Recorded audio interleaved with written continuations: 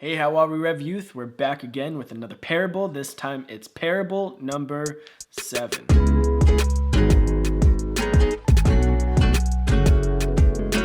Today we're going to be looking at a parable that Jesus shares with a crowd of people when a brother asks for Jesus to kind of get in the middle of his family affairs and help really his case to get some of the family inheritance. So we're taking a look at a parable that again has to do with money, but it actually has a lot more to do with just life and how we're living it and what we value most. So here we find ourselves in Luke chapter 12, and we're going to be reading verses 13 through 21. And so here's the story. It goes like this.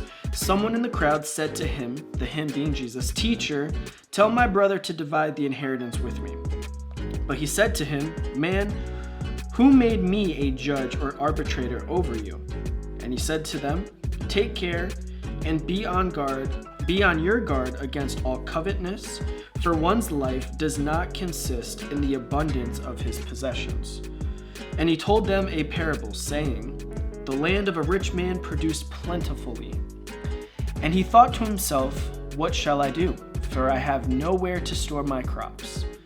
And he said, 'I will do this. I will tear down my barns and build larger ones, and there I will store all my grain and my goods. And I will say to my soul, Soul, you have ample goods laid up for many years. Relax, eat, drink, be merry.' But God said to him, 'Fool, this night your soul is required of you. And the things you have prepared, whose will they be? So is the one who lays up treasure for himself and is not rich towards God.'"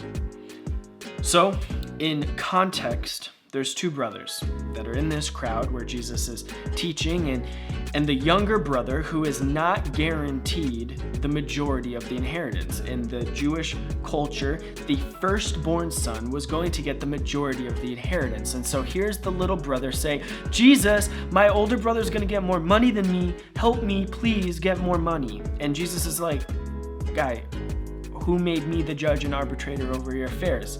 And then he tells this parable because he knows the man is talking about money and the man wants more wealth and wants more possessions, but Jesus, like he always does, uses parables to speak to the heart and the heart of issues. And so Jesus follows it up with saying, "Do not let yourself be given into covetousness. Do not desire the things that other people have. Don't be filled with that." And he also says, "For one's life does not consist in the abundance of his possessions." Jesus is saying, listen, don't be concerned with what other people have and you don't, because life is so much more than what you have. There's so much more to life than the possessions you build up. And he doesn't just leave it there. He tells the crowd, and really he tells us, a parable. So there's this rich man who has a ton of crops, has a ton of possessions, says he has a lot of goods, so much so that he doesn't know what to do with it.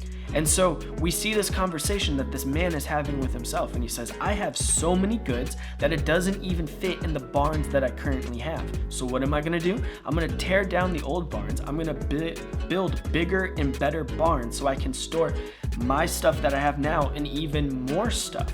And then that transitions to this man being like, "I have so much stuff. I can just chill, I can relax, I can be at peace, I can eat, I can drink, I can be happy and just kind of chill." He's basically going on retirement. He has stockpiled all of this stuff, put it in his barns, and in his eyes, he's living the good life. But then he dies. God comes and his spirit is taken and he dies. And so the parable ends where first this man seemed like he had everything and there's nothing that could really kill his vibes.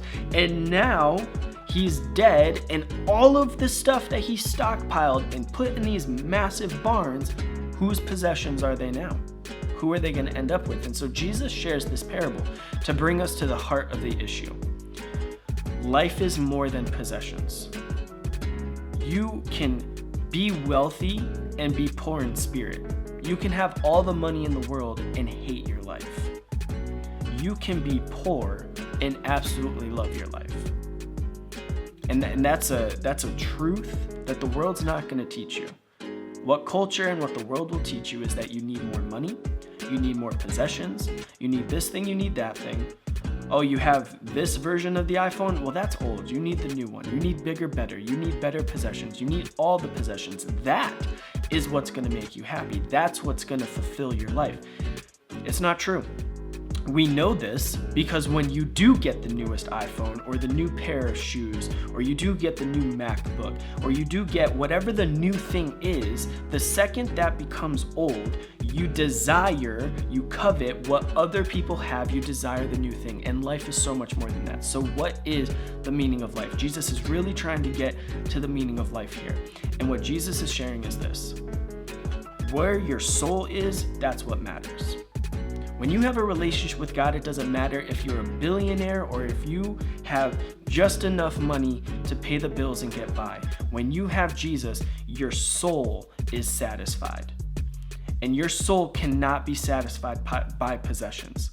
And so I'm encouraged to be able to share this with a younger generation who, for the majority of you, you haven't entered the workforce yet.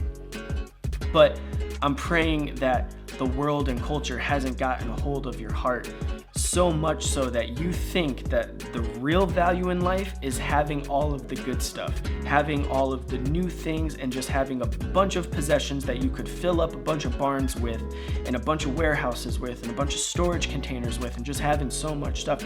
I'm praying that that is not what you believe will bring you true happiness and true peace. True peace comes through the Prince of Peace, and that's Jesus. And so my challenge for you today is this: what do you value most? Do you value things, or do you value the relationship that you get to have because of what Jesus did on the cross? Because I can promise you, you can have no earthly possessions, but if you have Jesus, you have everything.